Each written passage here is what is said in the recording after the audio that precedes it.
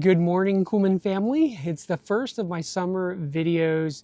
Today I'm going to talk to you about some quiet times that I've been having. I've been going through 1 Kings, and if you've been watching any of the other videos, uh, you'll know that I've gone really through Saul, through David, through Solomon, and now really kind of at what's happening afterwards. And so if you haven't listened to any of those, yeah, go back and listen to them.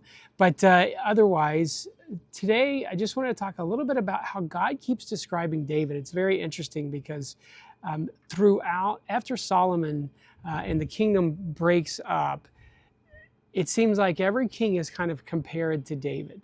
And one of the things over and over again God says about David is he describes him as someone who did everything God asked him to, that followed God wholeheartedly. Now, if you take a pause for where we're at in the Bible, this is after David has died. So it's after David and Bathsheba. I mean, Solomon was a direct result of this sin of David. And so it was kind of making me wonder, why does God keep saying this? Like, why does he keep saying that David followed God when there were definitely times when David was not following God and when he was sinning against God?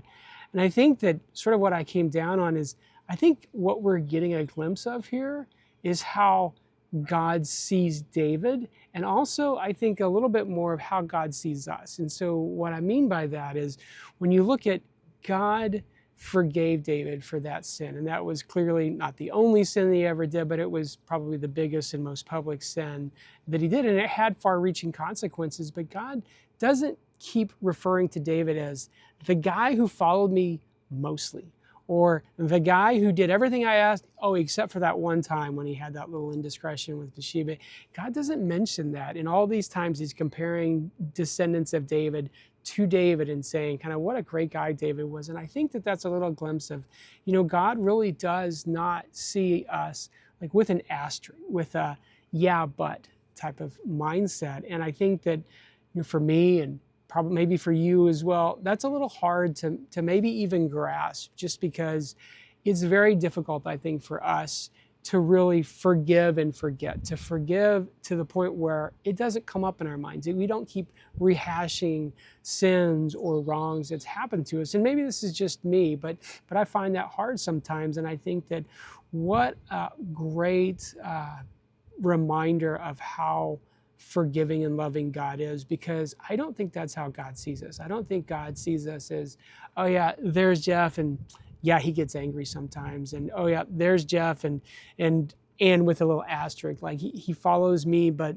he makes some mistakes. I think that God truly sees us just with the righteousness that has been given to us or imparted to us through Jesus' sacrifice. And I think that's such a confidence builder to just remember that God's not looking at us like, oh, there you go again, or oh, there he goes again, or there she goes again. But really, God looks at us just with this loving, forgiveness, that when we ask for forgiveness, we're given forgiveness freely. And yet, at the same time, unlike us, God doesn't hold on to grudges. He loves us unconditionally.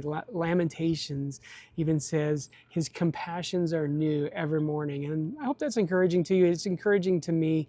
This morning I just thought, wow, what a loving, gracious God that we have, who not only forgives, but just as the Bible says, as far as the east is from the west, God removes our sin from us. So he doesn't look at us as this person that just keeps messing it up. He looks at us as the righteous co-heirs with Christ because of what Christ did for us. Anyway, I hope that's encouraging to you. Love you guys.